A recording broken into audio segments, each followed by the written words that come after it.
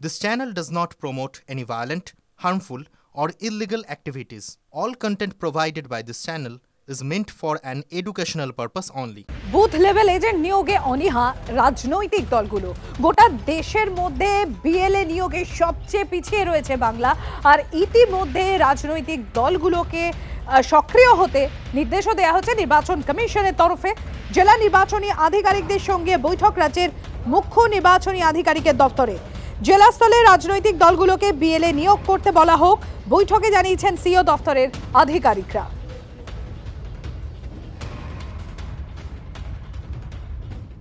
BLA তারা যাবে, তাদের অ্যাপয়েন্টমেন্ট লেটার নিয়ে বিএলওকে দেখাবে, এটাই হচ্ছে প্রসেস। ওটা জমা দিতে হয় না। বিএলএ 2 ফর্ম একটা আছে, যার মাধ্যমে বিএলএ অ্যাপয়েন্ট হয়, মানে প্রত্যেক বুথের। এখন সেটা কখন দেখাবে? 4 তারিখে গিয়ে দেখাবে, যখন কাজ শুরু হবে।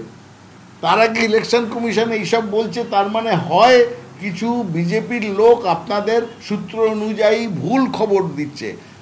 আপনারা চেক করে দেখুন, এটা কোনো মিডিয়াকে প্রেস রিলিজ দিয়ে বলেছে কিনা। আমি দায়িত্বশীল মিডিয়াকে বলবো,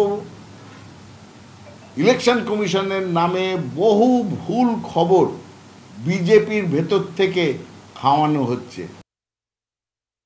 অনেকটাই সম্পন্ন হয়ে গিয়েছে এবং আমরা আশা করছি যে গতকালের রিপোর্টটা আজকে পেয়ে যাব। তাতে সিংহভাগ বিএলএ নামের তালিকায় ইতিমধ্যেই বিডিও এসডিও অফিসে জমা পড়ে গিয়েছে। এই লিস্টে আপডেট হবে এবং আপডেট হলে আপনারা দেখতে পারবেন যে ভারতীয় জনতা পার্টির ক্ষেত্রে বিএলএ নিয়োগ প্রায় সম্পন্ন হয়ে গিয়েছে।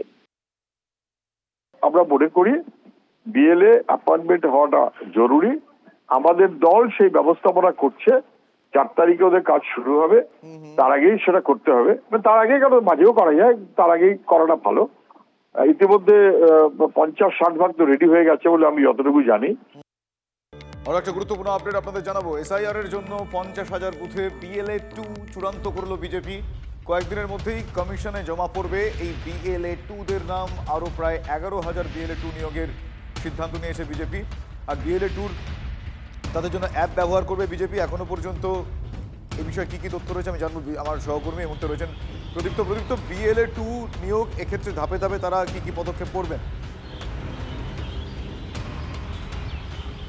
দেখো, বিএলএ 2 নিয়োগের প্রক্রিয়া প্রায় বিজেপিতে সম্পন্ন হয়েছে বলে আমরা জানতে পারছি। রাজ্যে 80,000-এর বেশি বুথ রয়েছে, তার মধ্যে বিজেপির তরফ থেকে ইতিমধ্যেই 50,000-এর মতো বিএলএ 2 এর নাম তারা চূড়ান্ত করেছে এবং আজকেই বিভিন্ন জায়গাতে এসডিও অফিস, বিডিও অফিসে গিয়ে তারা এই নাম জমা দেওয়ার প্রক্রিয়া শুরু করেছে এবং তার পাশাপাশি আরও 10-11,000 বুথের জন্য তারা নাম বাছাইয়ের কাজ করছে এবং তাদের বক্তব্য যে তারা 60-61,000 বা 62,000-এর মতো বুথে তারা বিএলও দিতে বিএলএ 2 তারা দিতে পারবেন। তার কারণ বেশ কিছু এলাকা রয়েছে সেখানে তারা বিএলএ 2 দিতে পারবেন না। এটা বারংবার কিন্তু স্পষ্ট করেছেন শ্রমিক ভট্টাচার্য, শুভেন্দু অধিকারীরা। মূলত যেগুলো মুসলিম অধ্যুষিত এলাকা রয়েছে সেখানে, তবে পরোক্ষভাবে তারা এই প্রক্রিয়ার সঙ্গে থাকবেন ওই সমস্ত এলাকাতেও, এটাও স্পষ্ট করে দিয়েছেন শুভেন্দু অধিকারীরা।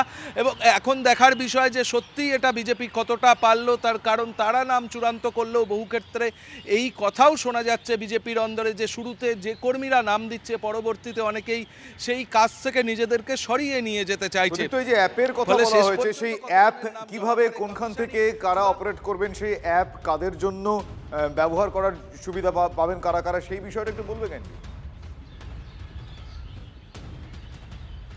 দেখো, এটা একেবারেই বিজেপির নিজস্ব প্রক্রিয়া, অর্থাৎ তাদের কোন কর্মী কোথায় কিভাবে কাজ করছেন এবং কার নাম কিভাবে বাদ যাচ্ছে বা কোথাও কি অভিযোগ কি আসছে, সেইগুলো সবটাই তারা অ্যাপের মাধ্যমে নজরদারি করবেন। একেবারে কেন্দ্রীয় স্তর থেকেই গোটা বিষয়টা চলবে, রাজ্য স্তর থেকে চলবে এবং অর্থাৎ যেখানে যে এলাকায় তাদের বিএলএ 2রা কাজ করছেন সেই কাজ কিভাবে হচ্ছে তার নজরদারি, বিষয়টা তারা ওই অ্যাপের মাধ্যমে এক প্রকার মনিটরিং করবে। ধন্যবাদ।